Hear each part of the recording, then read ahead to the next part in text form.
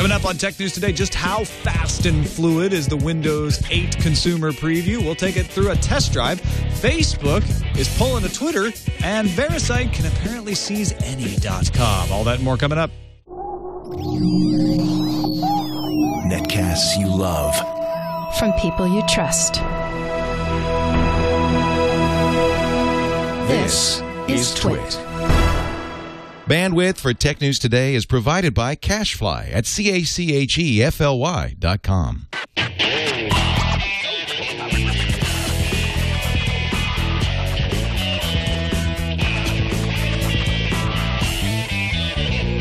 This is Tech News Today for Wednesday, February 29th. It only happens once every 4 years. Tech News Today is brought to you by Ford, featuring the EcoBoost engine with turbocharger and direct injection. Look for EcoBoost on the 2012 Explorer and Edge, the 2013 Escape, and at Ford.com/technology. And by GoToMeeting. Get better connected to the people you depend on for success. For your free 30-day trial, visit GoToMeeting.com, promo code TNT. Welcome to Tech News Today. I'm Tom Merritt. I'm Sarah Lane. I'm Iyaz Akhtar. And I'm Jason Howell. And joining us, very happy to have Dan Patterson back on the show. Welcome, Dan. Hey, it's great to be here. I'm going to type that into Google+. Welcome, Dan Patterson. This is my way of covering the fact that I didn't post this before. You're still using Google+, right? Heck yeah, it's not a ghost town to me. The last guy left. But we're not here to talk about Google+ today. We're here to talk about Windows 8. Steve Sinofsky up on stage at the Mobile World Congress and introducing the consumer preview of Windows 8 as promised. Of course, Steve, if you don't know, he's the president of the Windows division over there. 2-hour showcase, Steve and Friends, a Steve note, if you will, highlighting the fast and fluid Windows 8 customer preview. In fact, they said fast and fluid at least a half a dozen times, if not more. It's their new thing. They conducted the entire presentation on Windows 8 consumer preview. No demo fail. The installation was running on a USB drive connected to a Windows 7 PC. And that's part of a new possibility in Windows 8 called Windows to Go. We'll talk about that a little later. They showed off some tablets. They showed off some desktops. No new hardware, though. Nothing you hadn't seen already at CES. However, they did use an 82-inch pen-friendly PC from Perceptive Pixel. Those are the guys that do like the big screens on CNN and ESPN.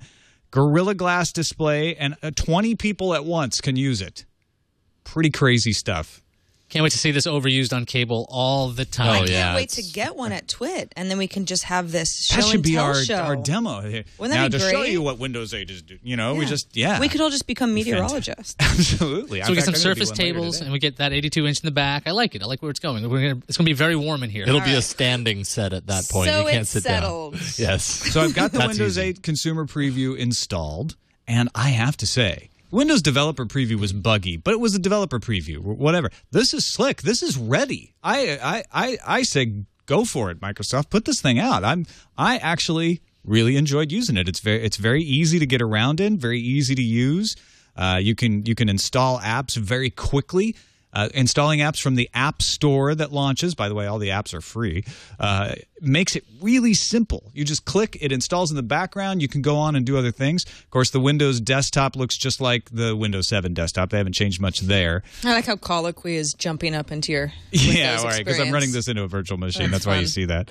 But the Start button is gone, the little sphere, but the Start menu is still available. When you go down in the bottom, you get this little tile. That's rather hideous. That really is ugly. The tile itself is really ugly, and I will say you have to go straight up with the cursor to click on it. Or you'll end up going into IE. That's something they could fix. Yeah, exactly. See how quickly it goes away? Well, that's why it's in like beta.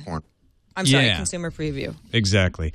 But there's also the Charm bracelet over here. If you go to the, I think it's just called go the to Charms. the right car. Oh, it's just called Charms. Yeah. That's where you can see connected devices. You can share, also hit the start button search. there, and that doesn't move on you. Yeah, and that start button's easier to go to. You can easier. also press the Windows key, or if you're in virtual machine, the Command key, and it will take you to the Metro interface. But I always feel like running it in a virtual machine is probably the best test. Because it's your lowest number of specs. And what about something like Cut the Rope, which I see that you've downloaded, which I'm used to using on a touchscreen? How does it work with the trackpad? You just hold down your click. Okay. And it seems to. Yeah. Yeah. There you go. Feed your monster. Oh man. Yeah. It's obviously much harder on Windows 8. It's a real learning curve. And you can get Xbox Live. I got signed into Xbox Live, so you can see all your friends. You can see your achievements. Those are my friends. There's me. Looks just like you. And then, this is the recently played games. That's embarrassing. I don't want to show that. But yeah, you get access to the marketplace. You can even start Xbox games from here.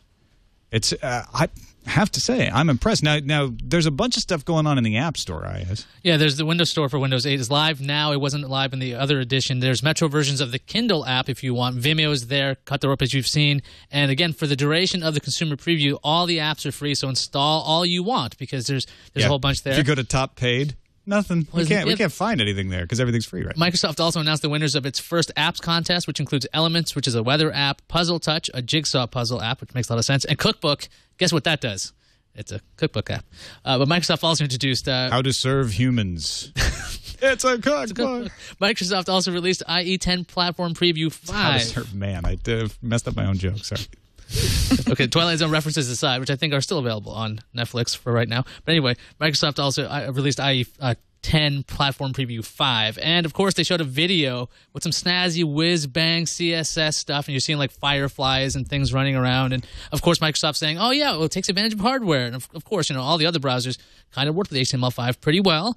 So maybe one day they'll catch up, and of course that'll be... Everybody shows off what their browser can do with HTML5. Exactly. Safari, remember Apple did this when they launched the new version of Safari. Not last version, but a couple versions of Chrome ago, Google created this page of like, look at all the HTML5 goodness we can do. So Microsoft's got to do that. It's some snazzy frame rates and things, but then there was also stuff Microsoft talked about with Windows on ARM. Now, PC World is reporting the developers right now are getting ARM-based Windows 8 tablets. Obviously, the Consumer Preview Edition only is for x86, but apparently Microsoft is sending out NVIDIA Tegra 3 machines to software devs, and Qualcomm is sending out Snapdragon S4-based ones so they can try them out. But that's kind of like a hush-hush kind of thing right now, apparently.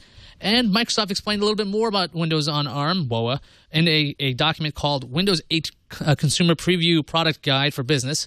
It's a catchy title. WOA won't have the same manageability features available in the 32-bit and 64-bit versions, but Microsoft explained what Tom explained before, Windows to Go, which allows businesses to offer workers access to Windows 8 and corporate apps from a thumb drive. So pretty much you take your thumb drive, you put it in any machine, a Windows 7 machine or a Windows 8 machine, and you have access to all your apps, and everything stays the same. On top of that, the host OS cannot touch what's going on your thumb drive. So you're never really worried about, is that data going to be transferred over there? Theoretically, it's not supposed to do that because, again, WOA doesn't have the same tools. And if you want your employees to be able to access their full machines, you can use Windows to Go. That's handy. Now, one of the big advantages to a Windows tablet has been it works well with the enterprise. If most of the tablets are going to be made on ARM and you can't manage them in the enterprise the way that you manage Windows up till now, even Windows 7 tablets, does Microsoft lose an advantage there? In the enterprise, when it comes to just the tablets? I guess it depends on what exactly the deployment is, right? If like point-of-sale machines, you probably could use a tablet.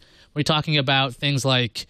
No, I'm talking about in the enterprise when somebody's like, I've got a company of 8,000 people, and I'm going to order a bunch of tablets, and I'm not going to order that iPad because that iPad doesn't give me control over those 1,000 tablets I'm going to order for my workforce. I'm going to order Microsoft, and Microsoft says, great, you know what? Yeah, it doesn't work on our ARM tablets either.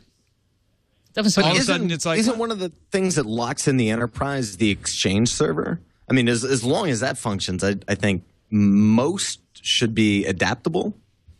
Yeah, Exchange Server is one thing they want, and that'll work. But Exchange Server works on iPad, too. What they want is that remote management, and they're not going to get that. Yeah. And in that case... they may just say, screw it, I'm going to get an iPad then. Well, not necessarily, because Windows 8 is going to run on x86 tablets as well. I think Intel had a bunch of their own things. So maybe ARM is the real loser, or Qualcomm's the loser when it comes to this particular thing, because you can run Windows 8 on x86. But if they're cheaper, then that's just one of those concessions that people have to decide if they want to make.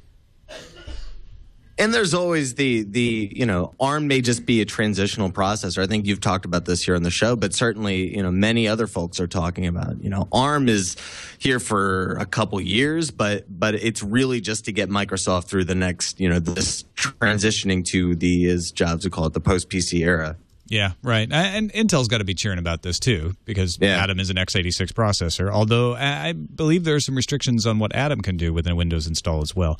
That I'm not as well versed on. Be sure to check out Windows Weekly, though. This week, Mary Jo Foley, Paul Thurrott, Leo Laporte will be talking all about this at twit.tv/WW. What time is that? That's 11 a.m. Pacific? On Thursdays. On Thursday. So it's tomorrow. Check it out. Yep. Have you guys formed an opinion? I mean, I've played with this a lot, and I am blown away with how fast it works, how easy it works. Your machine is the first I've been able to see Windows 8 in action, in the same room. I think it looks great. The tiles are a little overwhelming to me. I think I like the look a lot better in a mobile phone type of atmosphere just because there are fewer of them. But that's just because it looks so different than Windows as I remember it. I think it takes some getting used to, but not forever. I think Microsoft really crafted itself a big opportunity here to succeed because with being on multiple processors, with having all the different form factors, theoretically having somewhat of a consistent experience from your laptop to a tablet to a phone, like they're finally getting everything together. That if this thing takes off, I mean, it looks like they probably could own a large part of the tablet market because people are familiar with this stuff. And on top of that, all the Metro apps run on. It doesn't matter what processor you're on. The Metro apps run on all of those on top of that. And with the App Store, the Windows 8 Store, there's the lack of which one do you have to have. It automatically installs the right version for you. So they've taken out a lot of the stumbling blocks you could have because of a lot of experience. So I think they have a good chance with Windows 8. Dan, have you formed an opinion yet?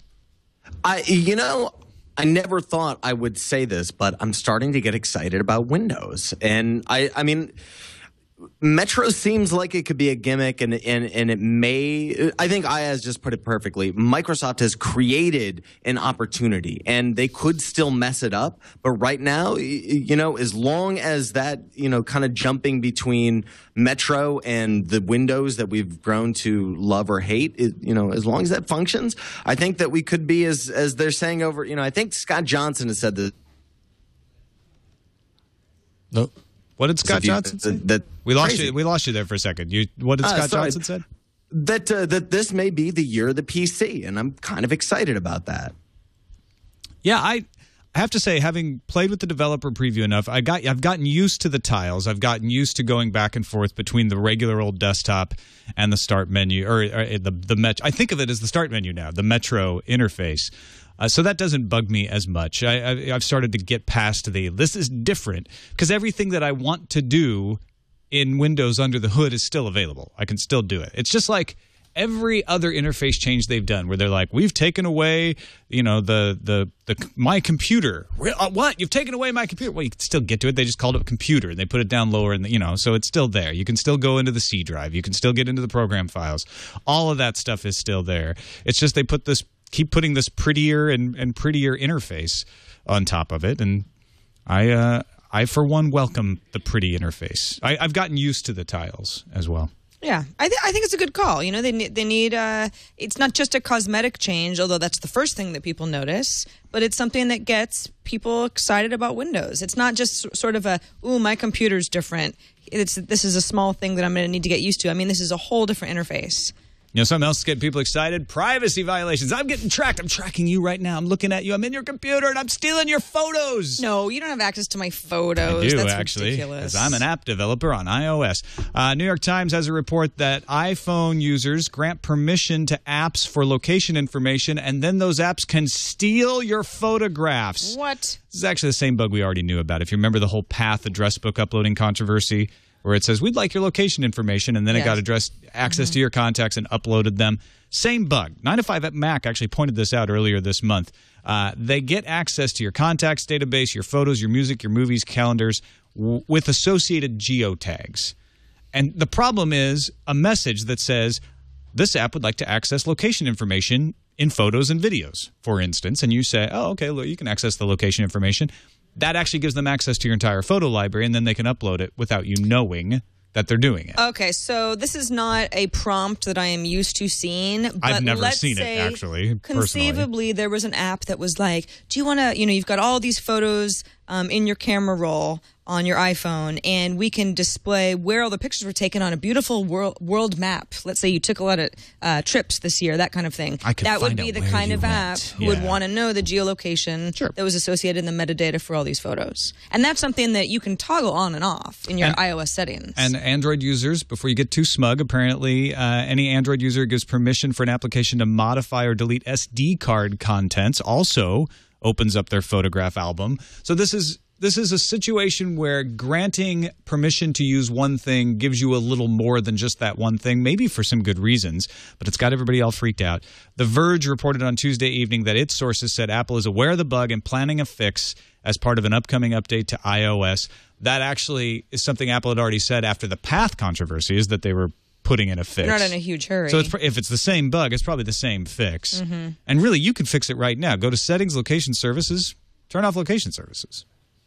Yeah, it's not necessary for you to take nice pictures. If you're the kind of person who wants that information stamped in with your photo, it's a good feature to turn on. But if you know what the dangers are, it's easy enough to turn off.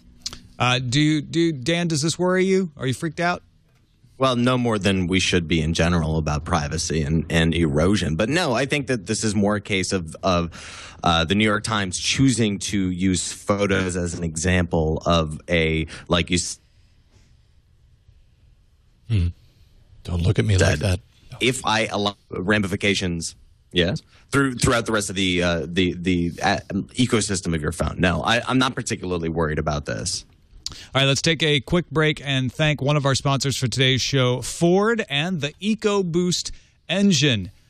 You want power, but maybe you want fuel efficiency too, or you want fewer emissions. All of that stuff is good, right? Well, you can get both with the EcoBoost engine technology. Not only can it power a 7-passenger Ford Explorer, but can do it with best-in-class highway fuel economy. Ford redesigned the conventional engine to meet fuel efficiency standards and reduce the number of cylinders to improve that efficiency, but they compensated for the loss in some pretty unique and cool ways. Horsepower and torque come from a combination of technologies, including direct injection and turbocharging. Here's how it works. EcoBoost combines direct injection, which produces a cooler, denser charge that generates more power per drop of fuel, so you just don't have to use as much fuel, while the two small engine-cooled turbochargers spool up more quickly than a single large turbo. So it gets you going faster. And energy from the engine's exhaust, which would otherwise just be polluting, it'd just be going out the tailpipe and done with it, actually rotates the turbine wheels. So each turbine is coupled to a compressor that pressurizes incoming air, significantly increasing output per liter. You experience instantaneous low-end torque responsiveness with virtually no turbo lag. Look for it yourself in the 2.0-liter EcoBoost engine on the 2012 Explorer and Edge, the 2013 Escape, which is coming this spring, 2012. That's going to offer a 1.6-liter and a 2.0-liter EcoBoost option. And, of course, you can always learn more about this and all the other cool technologies Ford has going at Ford.com/technology. We thank them for their support of Tech News Today. Did you guys get your Raspberry Pis? No, and now I'm bummed because they're all sold out. Yeah. Where's peanut butter Chad pie with a Raspberry Pi? Yeah. Come on. Chad! It's a day off. Of course, Raspberry Pi, if you don't know, $35 computer. It's an uncased circuit board with 700 megahertz processor, 256 megabytes of RAM, an Ethernet jack, 2 USB ports. It's powered by USB, an SD card port. The idea is to get kids involved in programming again, get them excited about computers with a cheap computer they can play around with that has amazing graphics, can power Blu-ray, can power HD graphics on any television. So like the old Commodore 64 and the TI-99, you plug it into the television and you go program. $35 sold out quickly. Well, are you surprised? Nah. $35? But, this is kind of a geeky thing. But, yeah, $35. It crashed the retail websites Feral and RS. Raspberry actually had to put up a static page to handle the traffic. But they have said immediately that $25 version, which is a version that isn't going to have the Ethernet port, will go into production within the next several weeks. And they're going to upgrade the RAM in the $25 version. It's going to have the same as the $35 version, 256 megabytes of RAM. I get the feeling a lot of people who bought the $35 Raspberry Pi computers are not children or people who have children. They're just super excited about this. Well, there's that. And then Brian Brushwood, when I told him about this, he's like, so can I resell it? Yeah, I guess. Like, yeah, I guess. You might. You buy it, put it in a case. That's not the point, though.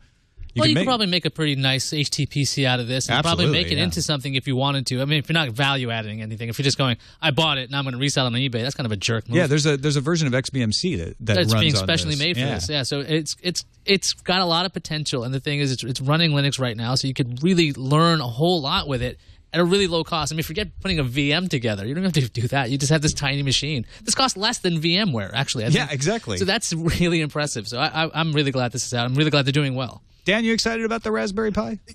I'm super excited about this. I think, Brie Patterson MakerBot has been proving for years quietly that people want to make things. They want to be able to rip the guts out of something and modify it. And I think that this, maybe kids aren't buying this now, but maybe their dads are or their moms. And maybe this is something that in 5 years, if this trend continues and it's profitable, then we won't just have a generation of kids who are accustomed to interface and software. We'll have a generation of kids who really have been able to get back to the roots of computing and touch the guts of their computer. I think it's great. Yeah, I hope it works, or at least helps. There's lots of other things we need to do to get people interested in engineering and programming, et cetera. But this is certainly a good thing to throw on that pile. Chimera in the chat room points out it's limited to one per customer. So you're going to have a busload of people if you want to get a bunch of them and resell them. They're trying to block that off and have people only buy them because they're at least excited about them, if not wanting to use them. Well, that's impressive. They had enough demand even with that limit. Person. Yeah, I know, right? Facebook talking a lot today. Big marketing announcements. Yeah, so Facebook has launched Timeline for Pages. Pages, of course, are different than profiles. Timeline was mandatory turn on for profiles recently for anybody who hadn't already made the switch. But Pages are where brands and companies have their presence on Facebook. So now, as of today, companies and brands can enable Timeline, although it will become mandatory at the end of March. So by March 30th, it's not up to you anymore if you don't want to play around with it before then. The deal, there are quite a few changes to the way that brands are going to have to deal with this, and I'm sure a lot of social media specialists are going to be, wringing their hands over the changes. For one, a cover, which is on a profile, of course, it's whatever you want it to be, a background image of some leaves or whatever. It's a big fat banner image. Yeah, it's a big fat banner image, and Facebook has preemptively decided we want to keep brands from having something like a 40% off banner or something that has even their URL in it or some sort of call to action like our page. Exactly. Facebook product director of ads, Gokul Rajaram, says that's too much promotion, and we know our Facebook users well enough to know that kind of stuff is going to turn you off. They want brands to be successful on Facebook so that they'll stay. Pages also can no longer set a default landing tab for non-fans. So that would be like if I was to go to facebook.com/Coca-Cola, for an example, Coca-Cola in the past could have set a certain page that would say something like this page, and then you get to see our exclusive videos starring Mariah Carey. Or they could have some promotional message and change the page that you show up on, and they're losing that. Right. They are losing that. They can still give you some sort of, here's an incentive to like the page, but it's going to have to be buried in a particular app tab. Everyone who goes to a page, a product page, will see the same initial timeline.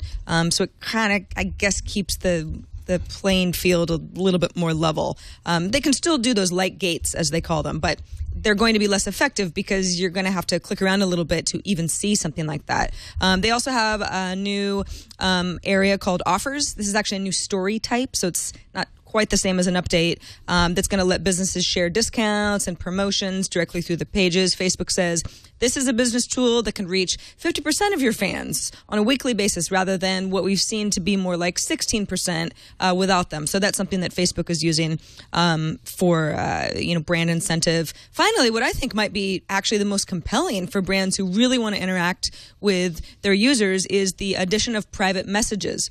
Now, this is something that I, as a user, could initiate with Coca-Cola, the brand on Facebook, by sending almost like a DM, a ping, that would be different than me complaining loudly on maybe Coca-Cola's front page, which is Coca-Cola doesn't want that either, because then you as a third party see just a bunch of people complaining. Or I could initially complain and Coca-Cola could say, would we like to take this offline? So it's almost like a private customer service session. They can't ping me unless I initiate the conversation. So they can't spam you. That's exactly. Good. So I actually think that's pretty smart on Facebook's part. Finally, starting today, for a lot of people who are wondering when Facebook is going to start monetizing all those users who access it via mobile. Starting today, ads bought through Premium on Facebook can show up now in the mobile news feed. So that's, the Facebook, iPad app, iPhone app, etc. Also, ads can also be displayed on the desktop logout screen. It started in April. Previously, that thing was really, really clean. Previously, ads just on the sidebar and the desktop news feed were the only ones that we've seen. So we are going to see more ads. So get used to it. Just like Twitter, you're going to see ads on mobile. Yeah, although Facebook has more of an incentive. They're about to IPO. They want their revenue to keep growing. So it's not a big surprise. They think they can make a ton of money off that too. Yeah. Facebook timeline for pages interests me a little bit because I have a Facebook page and I might go in there and play around with it. I don't know if it changes the way I interact with Facebook, but maybe I'm the wrong person to ask. Ask. I can't even say ask right. Well, also because I don't use Facebook that much. Well, I could see the value in this for like bands and things. You're seeing how they formed over the years. You can see some interesting things that way. Some storied brands like Coca-Cola, they have people have an attachment to them. So you're like, oh, what was the logo like in the 1800s when you came out? But for newer things, it's an opportunity to show some things you probably would never show on a public website where you're like, okay, here's our front page. You need to know our menu of something versus going, these are about the founders. Here's some things. You can probably gain some attachment based on the fact that you're looking at a timeline. You're used to the actual look. I'm looking up, Sarah Lane. Oh, okay, that's what she looked like when she was a baby. Now I can look at Coca-Cola. That's the way it was when they were young as a company. New York Times has stuff from 1850s in their timeline, apparently, because they've been working on it for a while. The New York Times is actually a very good example of if someone is willing to put the effort into fleshing out a timeline of the life of a brand, it can really be cool. It's much more compelling. But it's a lot more work on the brand's part. Any of these get you excited, Dan? Well, yes and no. I have a page. Facebook had journalists make pages a couple years ago. Okay, that's nice. But there's something that's kind of eerie about the purity of the marketing behind this, and I think that the advertising announcements will be slightly more relevant down the road. I hate to say the dreaded P word, but the timing of this is kind of auspicious, and I wonder if this is not a reaction. Facebook giving brands tools. Obviously, this was coming for a while, but Facebook doing this now, giving the brands tools and a more visual update of the brand landing pages. I wonder if it's a reaction to Pinterest or not. The recent success, at least. Yeah, anything they do right now is going to fall under that suspicion, right? But yeah, and maybe that's what makes this more interesting, that we've seen this pattern with every tech company where they have a period of innovation, then they have a period of reaction to the innovators under them. And, we saw this with Twitter, and I wonder if we definitely saw this with Google, and I wonder if this is maybe, Facebook is mature now. They've IPO'd, they're over the hill, and they feel competitive pressure from those under them. All right, finally, Verisign seized a .com domain, but a lot of people are up in arms about it. Here's what happened. It's a Canadian company called Bodog.com. You might have heard about them before. They're a poker site, and they engage in gambling because that's what poker is good at, gambling. Granted, you can do a poker site that doesn't have gambling, but it's not nearly as fun. Canadian Calvin Ayre and partners have been indicted in Baltimore for violating the state of Maryland's anti-gambling ordinances. Now, they do gambling on the internet. People in Maryland have the internet, and that isn't enough to get them in trouble. It's the fact that they marketed this to people in Maryland. They said, hey, we're Bodog.com. Come gamble at our site, Marylanders, even though that's against the law there. And then the Bodog.com site redirected, correct? That's the way it worked? Well, Bodog.com has redirected for over a year. That's sort of irrelevant to the case, but it's relevant to the domain name seizure because Calvin Ayre doesn't care that they took Bodog.com. Bodog.com isn't where the site is. Bodog.lv is where the site is. That is still up. So is Bodog.eu. However, what does have people upset is that Verisign redirected the domain name to a Department of Homeland Security seizure page, even though Domain Clip, a Canadian company, is where the domain name is registered. If you go do a look up on bodog.com, you'll see it was registered with domain clip. You'll see that domain clip is a Canadian company. The reason this can happen is because Verisign is the authoritative registry for the .com and .net and .name top-level domains. And as the authoritative registry, they actually run the root zone for .com and these other top-level domains, meaning that Domain Clip is really just serving as a sort of a retail establishment to sell access to the domains, and Verisign has control over them. They also operate .cc, .tv, and the back-end systems for .jobs and .edu. So theoretically, this is what got people upset, any of those domain names can be taken down if the United States decides that they have the right to do so. The Department of Homeland Security can send a warrant. They sent a warrant. They've got a warrant from the state of Maryland. They sent that warrant to Verisign and said, take down this domain. In fact, we have a screenshot of that warrant right there. So this was done on a court order, but it's a company that's not in the United States, and it's a company that didn't register in the United States. And Bodog this whole time was just redirecting to bodog.lv? Yeah, for quite a while now. They've moved all their customers to bodog.lv, so they aren't getting any – they aren't losing a lot from this redirect. But there's the principle of the thing has a lot of people upset, like, wait a minute, how does the United States get to do this? I'm just trying to figure this out with what I've learned in school. It's like, okay, the law usually abhors absurd results. So if theoretically you can just register in Canada – and Verisign's in the United States, and that gets you around every kind of jurisdiction, that would be ridiculous. So because that can't be, if you can always reach Verisign.com because they're in the United States, that also would be ridiculous at a certain point. Because if that happened for every single .com, then for personal jurisdiction, you'd kind of have to put that as a wash at some point in the case law, assuming that this went to case after case after case. So this would have to be settled just on jurisdictional stuff, this is just civil procedure stuff, like first-year stuff, where you have to have an appropriate nexus. So is this enough? I don't know. It's going to have to be it's going to have to be done. A bunch of cases have to happen before you actually have something to work with. Well, and it takes somebody to challenge it too, right? I mean, that's another thing is that everyone's upset at Verisign because they didn't respond to the warrant with any questions. They didn't say like, well, now wait a minute, this was registered with Domain Clip. Well, let's refer it to Domain Clip. They're the ones who actually control the registration information. We're just the wholesaler. Verisign just complied. Like that. Now, complying with the warrant isn't like illegal. So I mean, they're doing something they're supposed to do. If somebody goes to Twitter, Google have not complied with warrants in the past because they say we actually don't have the right to that information. But they've complied with subpoenas. Yeah, right. That's true. It's tricky though. I guess what I'm saying is if somebody comes to you with a warrant and you're like, actually, we're not in charge of that. But Verisign is in charge. But with big companies like that, the liability is so high, their counsel may just be saying, this is how we will proceed with this. And you staying litigation free for a lot of big companies is more important than doing the quote unquote right thing. Yeah, and it's questionable what is the right thing in this case. I mean, Bodog was tried in court and found guilty of a local law that they were marketing to people in Maryland. So this isn't like the Spanish sports case where somebody accused them of copyright infringement. They're operating in Spain. They were registered with a Spanish registrar, and DHS took them down anyway because that registrar was based in the U.S. I'm sorry, they weren't registered with a Spanish registrar. So I don't know. It's tricky. It's not as clear cut as a lot of folks who are reporting on it make it seem. Yeah, I mean, let's hope. Go ahead, Dan.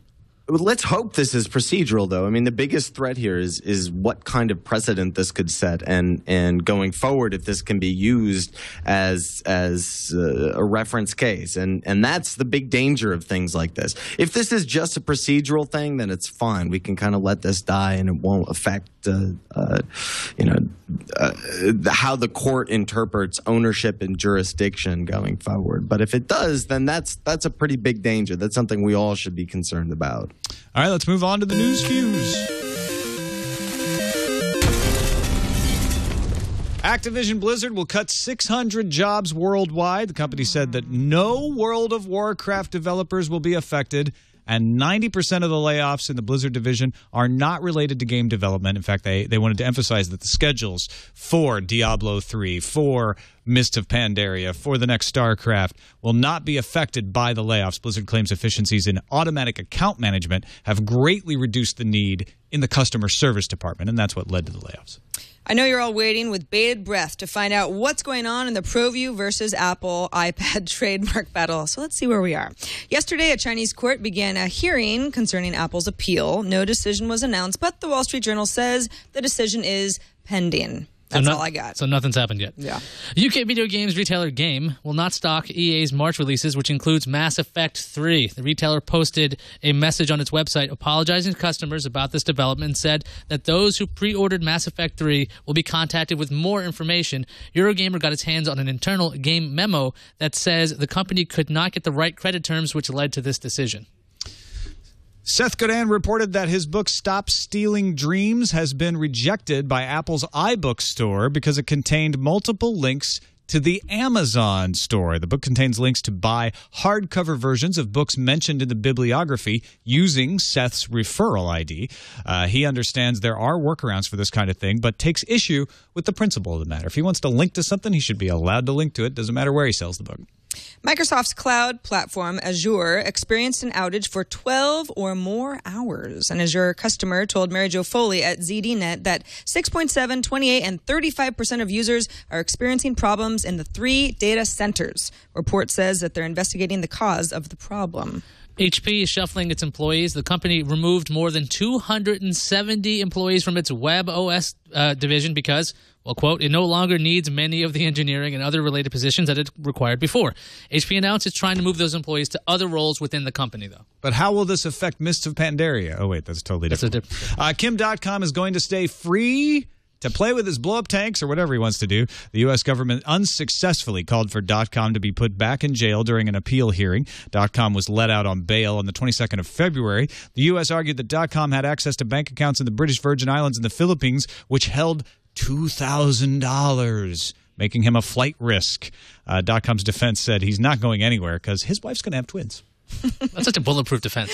What a story this is turning out to be. Twins! Who doesn't love twins? Data Times reports that Apple is considering 14-inch MacBook Airs and could introduce them to the Asian PC market. Why that size? 14-inch panels, what? Actually, they're the standard in Asian market, whereas the 15-inch ones are standard in the West. Time Warner Cable will introduce usage-based pricing, but it's on a voluntary basis. TWC is testing this out in some cities in Texas, and if you stay under 5 gigabytes, you'll save $5 whole on your monthly bill. Time Warner will even provide you with a meter so you can keep track. If you go over your self-imposed cap, you pay $1 per gigabyte. It's a smarter way of trying to do it. Instead of a price increase, you pay, or putting a cap on existing plans, you say like, hey, want to save some money? Don't use any data. 5 gigabytes at home, though? It doesn't solve your congestion problem. I don't. And if you really just want to make more money, I don't get it. Let's move on to the randomizer. Randomizer. So the first part of this headline might bore you, might not. If you like astronauts, astronaut builds Lego International Space Station. But what about the second part? Japanese astronaut Satoshi Furukawa built the Lego International Space Station while on board the International Space Station. Yes. So it's like World of Warcraft. He's got a model of where he is. Is this why we put people in space? So they could build models of what they're in? So what? You're like this 1950s boss suddenly who's like, you got time to Lego up the ISS, you got time to clean. He's not being productive enough, is what exactly. Iyaz is saying. Well, what are you doing playing with your food? Well, maybe he can figure out how to fix things if things get broken. Because, I mean, obviously a giant maybe robot. It's just, people need time off. They need clear their head. Maybe this is just fun for them. No, when you're in space, it's all work. Okay, when you're in space, no one can hear you scream except for your Legos. Just waiting for a Minecraft virtualization of this. Oh yeah, I'm just teasing. Easily done. If you're stuck in a can in space, you probably are going a little nuts. You probably want to play with Legos. Yeah, this is the coolest thing ever. I play with Legos here, so it's not so crazy. Well done. Let's take a break and thank our other sponsor, GoToMeeting. GoToMeeting makes it easy to look people in the eye from around the world. That's right. Yeah, you're in a meeting. You want to be able to build some trust. You're trying to maybe do some sales, do some training. You want to look people in the eye. You need to see those nonverbal cues. But you don't want to have to travel and actually be in the same place as people all the time.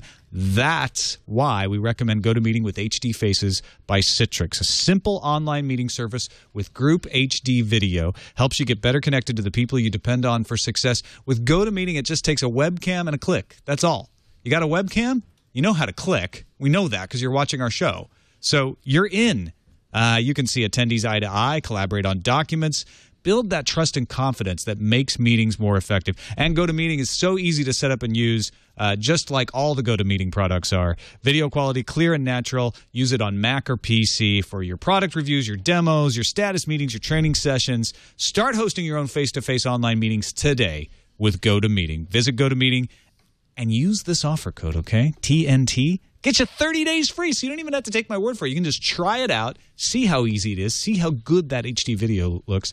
GoToMeeting.com and use that offer code TNT. We thank them for their support of Tech News Today. What's on the calendar, Sarah? Glad you asked, Tom. Google's revised privacy policy. You may have heard of it here or there, but if you haven't, it's going into effect tomorrow, March 1st. One privacy policy to rule them all. So you've got a little bit more time to freak out, and then you just have to accept it. A little bit of poor timing or good timing, depending on how you feel about the iPad launch. A day before that event next week, the Toshiba Excite 10 LE drops on March 6th. Android Honeycomb, they say it will be upgraded to ICS in April. $529 for the 16-gigabyte version and $599 for the 32 gig. On to some emails. Incoming message. Our incoming message is from Rob in Damascus, Maryland, who said, "Hey guys, Google made a switch to require every user of an Android phone to sign up for a Google account, including Google+. We talked about that on TNT, actually. I know," says Rob, "because a ton of non-tech friends of mine have been showing up on Google+. Not a welcome thing, as I was enjoying the tech exclusivity of it. For no good reason. If their only interaction with Plus is the auto-upload of their photos and the occasional search, that might explain those ComScore numbers for Google+. Google managed to boost their subscriber base substantially, but by including so many non-using users, diluted the engagement numbers." And actually, Mike Elgin had the same argument, among other things, in his Google Plus post today, saying, hey, that engagement number average is going to go way down because Google is using this for everyone who has a Google account now. Yeah, and I mean, think about the Android numbers. I mean, there are a lot of people getting Android phones for the first time and setting things up, and they don't even know they have a Google Plus account. It's kind of hard to have a Facebook account and not know about it. If we're going to compare the two, it is pretty easy to be involved in a Google property somehow and be like, oh, I didn't even know I was there. Dan, where do you stand on the Google Plus? Ghost town or no ghost town? Well, I mean, it all depends on how you look at it. I mean, Google has been kind of backing off of this Plus as a destination thing, which is disappointing. But Plus is really a restructuring of all Google properties. So it is not, nor will it ever be, a true ghost town. However, I mean, I think you said this yesterday, Tom, where I would get 20 or 30 comments on something, I now get 5 or 6. And that's... Yeah, I mean, I agree. Yeah. But Google needs to stick this out. I think them backing away from this and saying, well, you can, I think Sarah's exactly right. It's a lot easier to use a Google property and not know that you're engaging with Plus versus, when you're engaging with Facebook. Yeah, I think the ComScore number does make it look a lot worse than it is because of that number. I do think engagement is down. And I still spam is up. I still get engagement. I still get a lot of people commenting. I still have good conversations on Google+. I still see lots of great posts in my stream, but it isn't at the level that it was a few months ago. So it's, you want to have these extremes where the Google+ fan people say like, no, there's nothing wrong. It's a great place. And then the people who hate Google+ are saying, no, it's a ghost town. There's not a soul there. Neither one of those statements are right. It's, as usual, somewhere in the middle. That's it for this edition of Tech News Today. Don't forget that you can submit stories and vote them up or down. Join almost 5,000 people who do so at our subreddit, technewstoday.reddit.com. We rely on it to decide what we choose for our lineup in Tech News Today every day. So go check it out, technewstoday.reddit.com. And Dan Patterson, thank you so much for joining us. You're in your new studio. It's coming together nicely there. Let folks know what you're up to.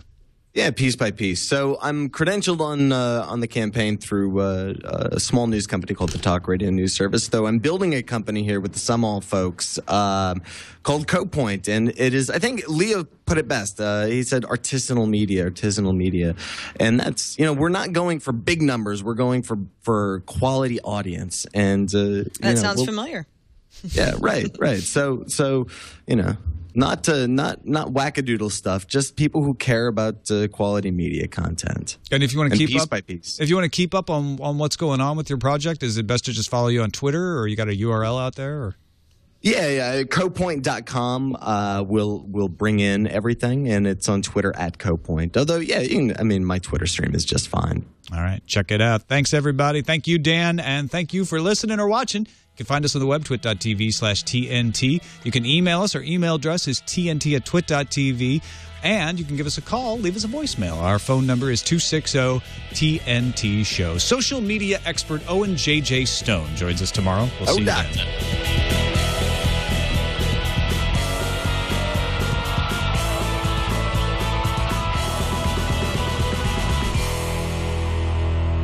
We got Tom. He made a move, and it was set to music. It was. You just What? danced. Is that you? dancing? It's Leap Day. Just You happened. Yeah, once every 4 years. Leap Day.